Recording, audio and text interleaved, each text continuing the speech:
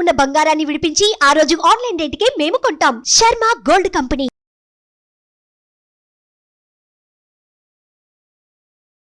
నమస్కారం, welcome to Suman TV. నేను గీతాంజలి. అఖండ ధనప్రాప్తిని కలిగించి శత్రునాశనం చేసి అకారణ భయాలను తొలగించే ఆ వారాహీమాత నవరాత్రులు జూలై 6వ తారీఖు నుంచి 14వ తారీఖు వరకు రాబోతున్నాయి. అసలు ఈ గుప్త నవరాత్రులను ఎవరెవరు ఆచరించవచ్చు, అమ్మవారిని ఎలా ఆరాధించాలి, ఏ విధమైన పూజను చేయాలి, ఎటువంటి నైవేద్యాలు అమ్మవారికి సమర్పించాలి, ముఖ్యంగా నవరాత్రులు అంటే 9 రోజుల పాటు ఒక్కొక్క రోజు అమ్మవారిని ఏ విధంగా ఆరాధించాలో మీకు తెలియజేసే ప్రయత్నం చేస్తున్నాం. ఇప్పటివరకు ఈ వీడియో అంటే ఇటువంటి ఇన్ఫర్మేషన్ మీరు ఎక్కడా చూసి ఉండరు. వారాహి అమ్మవారిని ఎలా పూజించాలి ఇవి మాత్రమే మీకు తెలిసి ఉంటుంది. కానీ ప్రత్యేకంగా మీకు చాలా విలువైన సమాచారాన్ని అందించాలనే ఉద్దేశంతో ఈ కార్యక్రమాన్ని ఏర్పాటు చేశాం. అమ్మవారి గురించి అలాగే ఏ విధంగా మనం అమ్మవారిని ఆరాధించాలో ఈ విశేషాలు తెలియచేయడానికి ప్రస్తుతం మనతో పాటు ఉన్నారు ప్రముఖ జ్యోతిష్యులు నందిబట్ల శ్రీహరి శర్మ గురువు గారు. వారితో మాట్లాడి మరిన్ని విషయాలు తెలుసుకుందాం. గురుగారు నమస్కారం అండి. వాగర్థావివ సంపృక్తౌ వాగర్థ ప్రతిపత్తయే జగతః పితరౌ వందే పార్వతీ పరమేశ్వరౌ. సదాశివసమారంభాం శంకరాచార్య మధ్యమాం అస్మదాచార్య పర్యంతం వందే గురు పరంపరాం. ఆదిత్యాయ చ సోమాయ మంగళాయ బుధాయ చ గురు శుక్ర శనిభ్యశ్చ రాహవే కేతవే నమః. శృంగేరి పీఠాధిపతులకి కంచి పీఠాధిపతులకి నమస్కారములు తెలియజేసుకుంటూ కార్యక్రమాన్ని ప్రారంభిద్దాం. గురుగారు, వారాహి నవరాత్రులు ఇక్కడ అంటే ఎక్కడ విన్నా ఇప్పుడు ఇవే అమ్మవారి గురించే వినిపిస్తోంది. జూలై 6వ తారీఖు నుంచి 14, 15వ తారీఖుతో ముగుస్తున్నాయని చెప్తున్నారు. అయితే అమ్మవారి ఉగ్రదేవత, ఆవిడ్ని పూజించే విధానం చాలా ప్రత్యేకంగా ఉంటుంది. పూజ చేయాలంటే ఇన్ని నియమాలు పాటించాలని రకరకాలుగా అందరూ చెబుతూ ఉన్నారు. అయితే మీరేమైనా చెప్తారు? ప్రధానంగా అమ్మవారిని అసలు ఎలా పూజించాలి? అమ్మవారు ఉగ్రదేవత కాబట్టి శాంతించే రకంగా పూజ చేయాలా, ఇంట్లోనే పూజ చేసుకోవచ్చా, కేవలం ఆలయాల్లో చేయాలా, ఇంట్లో చేస్తే ఎలా చేయాలి, అసలు ఎవరు పూజను ఆచరించాలి, మహిళల పురుషుల, ఇలా ఎన్నో సందేహాలు ఉన్నాయి. వాటిని నివృత్తి చేయగలరు? తప్పకుండానమ్మా.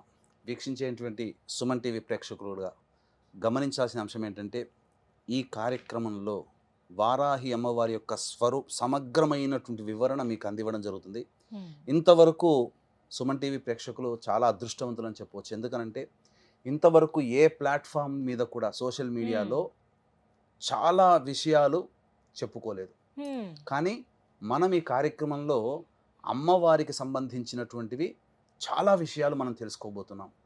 అమ్మవారికి ఇప్పటి వరకు మీరు కని విని ఎరగనటువంటి, అనగా చాలా పురాణాల్లో రహస్యోక్తంగా అమ్మవారిని పూజించిన వారు ఏ ఏ పదార్థాలతో పూజించారు, నైవేద్యం పెట్టారు, ఏ విధంగా అర్చన చేసుకున్నారు, ఏ ఏ విధంగా అమ్మవారిని ఉపాసన చేశారు, ఎటువంటి ఫలితాలు పొందారు అనేటువంటి విషయాన్ని ఈ రోజున నాకు అమ్మవారు పలికించినటువంటి జ్ఞానాన్ని వీక్షించే ప్రేక్షకులు, మన సుమన్ టీవీ ప్రేక్షకుల కోసం తెలియచేస్తున్నానమ్మా.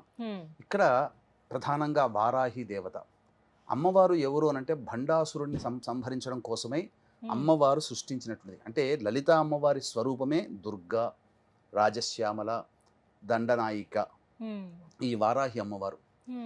ఈ వారాహి అమ్మవారికి సంబంధించి అంటే మనకు వరాహ రూపంలో మనకు స్వామి మనకు తెలుసు, వరాహ స్వామి అని. స్త్రీ రూపముగా వారాహి అంటే ఇక్కడ మీరు గమనించాల్సిన అంశం ఏంటంటే లక్ష్మీనారాయణ స్వరూపం, లక్ష్మీ స్వరూపం అమ్మవారు. విష్ణు భగవానుడు వరాహం అయితే లక్ష్మీ స్వరూపము వారాహి. అందుకే అమ్మవారికి లక్ష్మీ సహస్రనామాల్లో వారాహి, ధరణి, ధ్రువ అనే సహస్రనామాల్లో ఒక పేరు. కాబట్టి సాక్షాత్తు లక్ష్మీ స్వరూపము వారాహి అమ్మవారు. ఈ అమ్మవారిని కొలిచినటువంటి వారికి శత్రు నిర్మూలన, కోర్టు కేసులు నివారించడం, ముఖ్యంగా ధైర్యం వస్తుంది. ముఖ్యంగా ఈ సస్యాధిపతి అమ్మవారు, ఆషాఢ మాసం కదా, రైతులందరూ పొలం దున్నుకుంటారు. ఇది సస్యాధిపతి, పంట పొలాల్లో పంటలు బాగా పండుతాయి అమ్మవారిని పూజించిన రైతులకి. అలాగే అన్నిటికంటే మించి శత్రుంజయము, మన కోసం మన మీద ఎవరైతే శత్రువులు ఉంటారో, మన మీద ఏదైనా చెయ్యాలని చెప్పి ఆలోచించేస్తారు కదా, కుట్రలు, ఆ కుట్రలు చేయలేకపోతారు వాళ్ళు. అంతటి శక్తివంతమైనటువంటిది ఈ వారాహి అమ్మవారు. అన్నిటికంటే మించి ధనప్రాప్తిని విశేషంగా కలగజేస్తుంది వారాహి అమ్మవారు. కాబట్టి ఈ వారాహి అమ్మవారిని ఎవరు చేసుకోవచ్చు అనంటే, ఈ అమ్మవారి నవరాత్రులకు సంబంధించి గుప్త నవరాత్రులు పేరులోనే రహస్యం అని, గుప్తం అంటే రహస్యం. కాబట్టి ఒకప్పుడు కేవలం ఉపాసనా పరులైనటువంటి వ్యక్తులు మాత్రమే చేసుకున్నటువంటి యొక్క వారాహి నవరాత్రులు ఇప్పుడు సామాన్య బాహుళ్యంలోకి వెళ్ళింది. కాబట్టి ఎవరైనా చేసుకోవచ్చు, దేవతని ఉపాసించడానికి ఎవరైనా చేయవచ్చు. కాకపోతే చేసే విధానంలో ఉన్నప్పుడు మాత్రము దానికి తగ్గ వాళ్ళు మాత్రమే చేయాలి. ఇప్పుడు అటం బాంబు ఉందమ్మా, దాన్ని నిర్వీర్యం చేయాలి.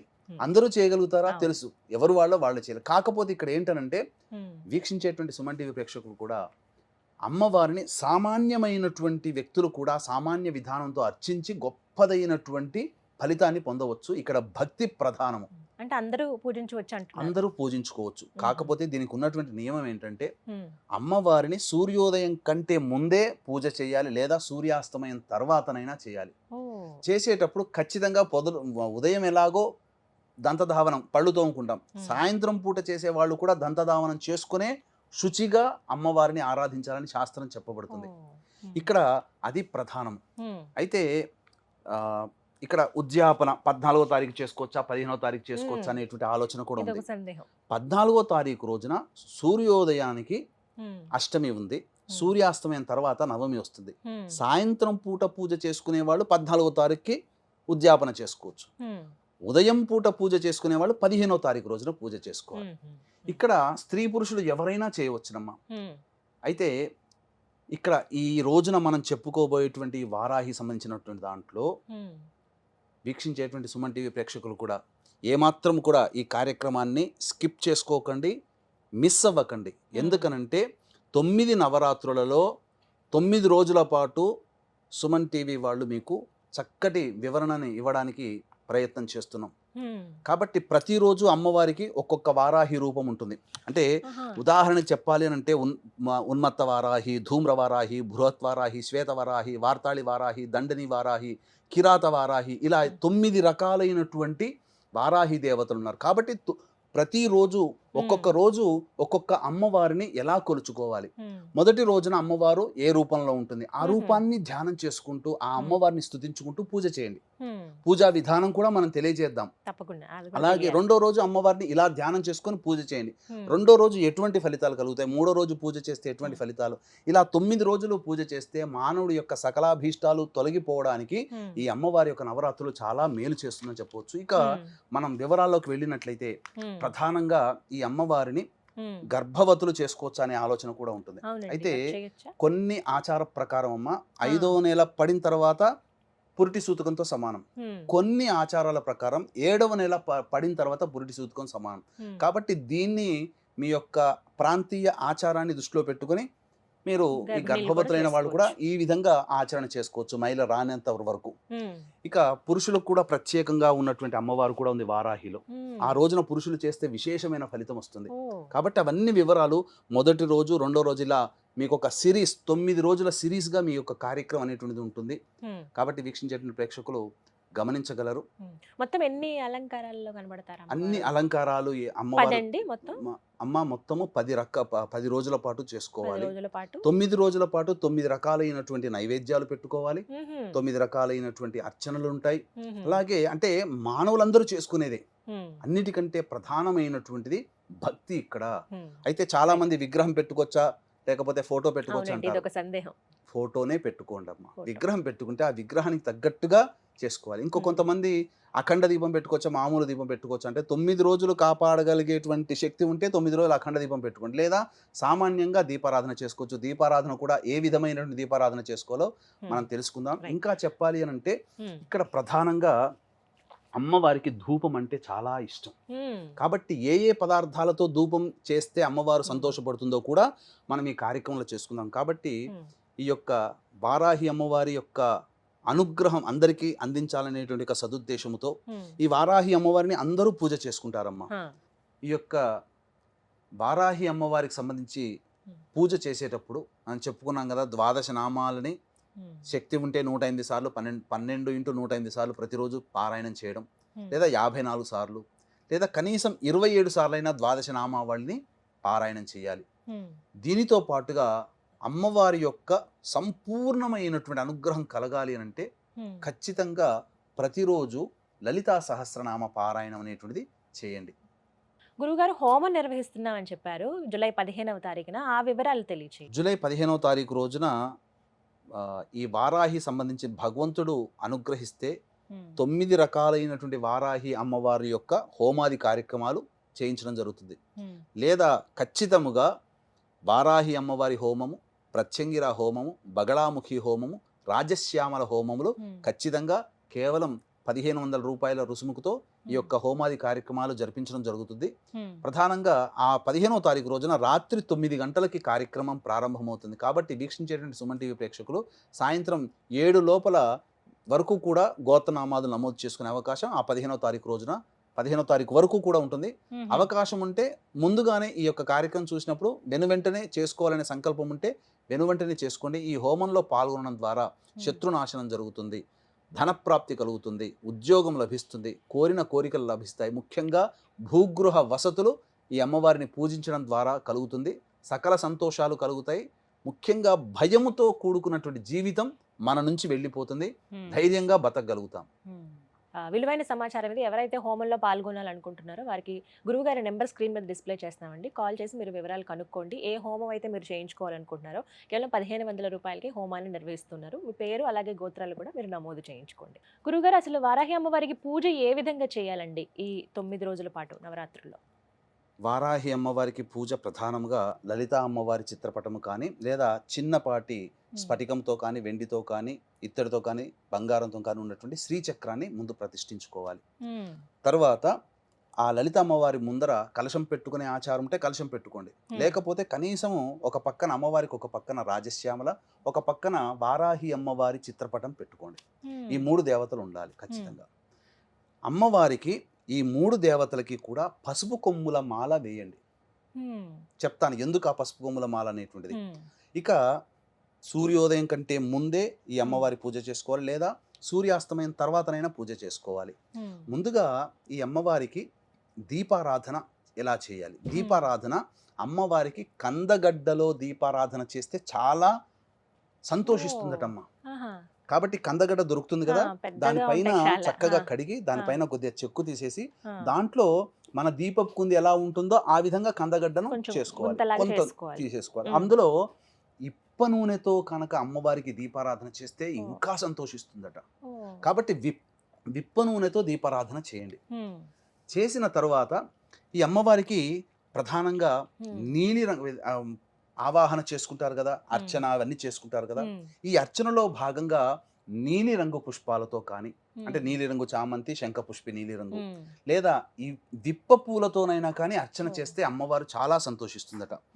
ఇక ప్రధానంగా గమనించుకున్నట్లయితే నైవేద్యాలలో ఏం నైవేద్యాలు పెట్టాలని చాలా మంది అంటుంటారు. ఈ అమ్మవారికి బెల్లం పానకం అంటే మహా ఇష్టం. కాబట్టి బెల్లం పానకం, నువ్వులతో చేసిన లడ్డూలు, అందున ఇలాచి ఆవు నేతితో చేసిన నువ్వుల లడ్డూలు పెట్టాలి. ఎర్రటి పండ్లు అంటే దానిమ్మ పండ్లు పెట్టాలి. ముఖ్యంగా ఒక చిన్న పాత్రలో తేనె నైవేద్యంగా పెట్టాలి. ఇవన్నీ 9 రోజుల పాటు చేసుకోవాలి. ఇవన్నీ 9 రోజుల పాటు మీరు వస్తు భాండాగారాలని తెలుసుకోవాలి. ఇక ఈ అమ్మవారికి రథం పేరు కిరిచక్రం. అంటే ఈ అమ్మవారి పూజ చేసేటప్పుడు అమ్మవారి యొక్క దేహాన్ని, రూపాన్ని మనసులో ధ్యానం చేసుకుంటూ 1000 మంది వరాహములు లాగుతుండగా అమ్మవారు ప్రయాణిస్తుందట. అందుకని ఈ అమ్మవారికి కిరిచక్రం అనేటువంటి పేరు. ఇక ఈ అమ్మవారికి విశ్వేశ్వరుడే ప్రతిష్ఠించడం, కాశీ విశ్వేశ్వరుడే వింధ్యాచలంలో ప్రతిష్ఠించాడు. కాబట్టి అంతటి అమ్మవారు ఈ వారాహి నవరాత్రులతో పాటు బాగా ఉపాసన చేసుకుంటే రేవతి నక్షత్రం వచ్చినప్పుడు ఈ అమ్మవారిని పూజ చేస్తే విశేషమైనటువంటి ఫలితం కలుగుతుంది. ఇది ఈ యొక్క విధానంగా చేసుకోవచ్చు. అయితే ఈ వారాహి అమ్మవారికి ధూపము అనంటే చాలా ఇష్టం. ఏ ఈశ్వరుడికి అభిషేకం అంటే ఇష్టం, వెంకటేశ్వరుడికి పుష్పార్చన అంటే ఇష్టం. అమ్మవార్లకి ఏ అమ్మవారికైనా ధూపం అంటే చాలా ఇష్టం. ప్రత్యేకించి ఒక్కొక్క అమ్మవారికి ఒక్కొక్క రకమైన ధూపం చేయాలి. ఈ వారాహి అమ్మవారికి ధూపం ఏంటి అంటే మన ఇంట్లో దొరికే వస్తువులే మనం తెచ్చుకోవచ్చమ్మా. ఏంటి ఆ వస్తువులు? ఆ వస్తువులన్నిటినీ పొడి చేసి ఆ గుగ్గిలంలో మన బొగ్గులు ఉంటాయి కదా, మనం మండుతున్నటువంటి బొగ్గుల మీద వేసి అమ్మవారికి ధూపం ఇస్తే అసలు అమ్మవారు సంతోషం ఇంత అంతా పట్టరానిదట. ఏమా ద్రవ్యాలు తెచ్చుకోవాలి అని అంటే గుగ్గిలం, సాంబ్రాణి అంటుంటాం. అది తెల్లదైనా నలుపుదైనా పర్వాలేదు. ఇక యాలకుల పొడి, ఇలాచీ పొడి అని అంటారు. ఇక పసుపు పొడి, శుద్ధమైనటువంటి పసుపు పొడి 3, తెల్ల గురువింద గింజల పొడి దొరుకుతాయి, పచారీ షాపులో దొరుకుతాయి. ఇక్కడ ఇది మాత్రం దొరకకపోవచ్చు. తెల్ల ఈశ్వరి వేరు అని అంటారు, అది దొరకకపోవచ్చు. సాధ్యమైనంత వరకే మీరు తెచ్చుకోండి. ఆయుర్వేదం షాప్ లో ఏమైనా ప్రయత్నిస్తే దొరుకుతాయమ్మా. తెల్ల ఈశ్వరి వేరును దంచి పొడి చేసుకోవాలి. ఇక తెల్ల జిల్లేడు పువ్వుల పొడి, తెల్ల జిల్లేడు పువ్వును తెచ్చుకొని దాని నీడను ఆరబెడితే పొడి చేసుకోవచ్చు. ఇక మిరియాల పొడి, కారం పొడి, శొంఠి పొడి, ఇవన్నీ వేసి అమ్మవారికి ధూపం ఇవ్వాలి. రోజుకొక్కటిగా లేదు అన్ని కలిపి ప్రతిరోజు ధూపంలో. ఇప్పుడు మనం చెప్పినటువంటి వివరాలు ఏదైతే పూజా విధానం ఉందో అందరికీ తెలుసు. అన్ని ప్రసార మాధ్యమాల ద్వారా పూజా విధానం ఎలా చేసుకోవాలో తెలుస్తుంది. మనం ప్రత్యేకించి ఈ యొక్క సంబంధించినటువంటిది ఈ యొక్క ధూపం వేయాలి. అయితే అమ్మవారికి ద్వాదశ నామావళి అని ఉంది. ఆ ద్వాదశ నామావళి చాలా ప్రీతికరం అమ్మవారికి. శక్తి ఉందనుకోండి, ఆ ద్వాదశ నామావళిని రోజుకి 108 సార్లు పారాయణం చేయండి, లేదు 54 సార్లు అయినా పారాయణం చేయండి. ఇక కందగడ్డ దీపారాధన చేశాం కదా, మీకు శక్తి ఉంటే ప్రతిరోజు కందగడ్డతో ఆ దీపారాధనగా కుందిగా తయారు చేసుకొని ప్రతిరోజు ఒక కందగడ్డలో వేయొచ్చు, లేదా ఒకే కందగడ్డది 9 రోజుల పాటు ఉండి తర్వాత మనం ఈ అమ్మవారికి 9వ రోజు 10వ రోజు ఆచారం ఉంటుంది కదా, అప్పుడు ఆ నైవేద్యంగా ఆ యొక్క కందగడ్డని ఇంట్లో వండుకొని భోజనం చేయవచ్చు. నైవేద్యములో చిలకడ దుంప, బెల్లం పానకం, పనసపండు, దానిమ్మ గింజలు, అది నువ్వుల లడ్డూలు, నల్లదైనా తెల్లదైనా నువ్వుల లడ్డూలు, ఇలాచి, ఆవు నెయ్యితో చేయాలి, బెల్లము, ఇవి పెట్టినట్టయితే అమ్మవారు చిలకడ దుంప, ఇవి అమ్మవారికి చాలా ప్రీతికరం. ఇక హోమం చేసుకునే అలవాటైతే హోమంలో తోక మిరియాలు, తెల్ల ఆవాలు, పనసపండు ఇవన్నీ వేయాలి. ఇక అమ్మవారికి తాంబూలం సమర్పించేటప్పుడు పచ్చకర్పూరం, జాపత్రి, జాజికాయ, ఇలాచి, లవంగాలు, ఇలా సుగంధ ద్రవ్యాలు, జవ్వాది, ఇలా కలిపి, జవ్వాది పొడి ఉంటుంది, కలిపి అమ్మవారికి తాంబూలం పెట్టి తర్వాత మీరు చేసుకున్నటువంటి ఆ పదార్థాలు ఏదైతే ఉన్నాయో ఆ తాంబూలం పూజ చేసుకున్న వాళ్ళు సేవనం చేయొచ్చు, నైవేద్యం కూడా అందరూ తినవచ్చు. ఈ విధంగా పూజా విధానం అన్నమాట. పూజా విధానం చాలా చక్కగా వివరించారండి. ముందుగా అందరూ ఇవి తెలుసుకోవాలి. ఇవి 9 రోజుల పాటు అందరూ ఆచరించవలసింది. 9 రోజుల పాటు మనం చెప్పినటువంటి విధానంగా అమ్మవారిని ఆ విధంగా ధూపము, నైవేద్యము, దీపారాధన, అర్చన, ఇవన్నీ మనం చెప్పినటువంటి వస్తువులతో చేస్తే చాలా విశేషం. ఇక మనం 9 రోజులలో 9 రోజుల పాటు ఒక్కొక్క అమ్మవారు ఏ రూపంలో ఉంటుంది, ఏ రూపంలో ధ్యానం చేసుకొని అమ్మవారిని పూజించాలో కూడా తెలుసుకుందాం. ఇప్పటి వరకు పూజా విధానం ఎలా చేయాలి, ఏ నూనెతో దీపారాధన చేయాలి, ఎటువంటి నైవేద్యం అమ్మవారికి సమర్పించాలో తెలుసుకున్నారు కదా. మరి నవరాత్రుల్లో ఒక్కో రోజు అమ్మవారు ఏ రూపంలో మనకి దర్శనమిస్తారు, మరి ముఖ్యంగా ఆ రోజున ఏ విధంగా పూజ చేయాలి, ఒక్కో ఎపిసోడ్ ద్వారా మీకు అందించే ప్రయత్నం చేస్తున్నాం. గురుగారు, మరి 4వ రోజు వారాహి అమ్మవారిని ఏ విధంగా కొలుచుకోవాలి, అమ్మవారికి ఎటువంటి నైవేద్యం సమర్పించాలో తెలియజేస్తారా? 4వ రోజు వారాహి అమ్మవారిని కిరాత వారాహి రూపంలో కొలుచుకోవాలి. ఇదే 4వ రోజున మాహేశ్వరి రూపంలో కూడా అమ్మవారిని ఆరాధన చేయవచ్చు. ఇక ఈ అమ్మవారు ఉన్నటువంటి వారాహి అమ్మవారి యొక్క రూపాలలో అందమైన దేవతట, అందంగా కనబడుతుందట, అందమైన దేవత. ఈమె రక్షించే దేవత, ఎల్లప్పుడూ కూడా రక్షిస్తుందట మనల్ని. ఒరిస్సాలో ఈ అమ్మవారిని ఎక్కువగా ఆరాధన చేస్తారు, కిరాత వారాహి.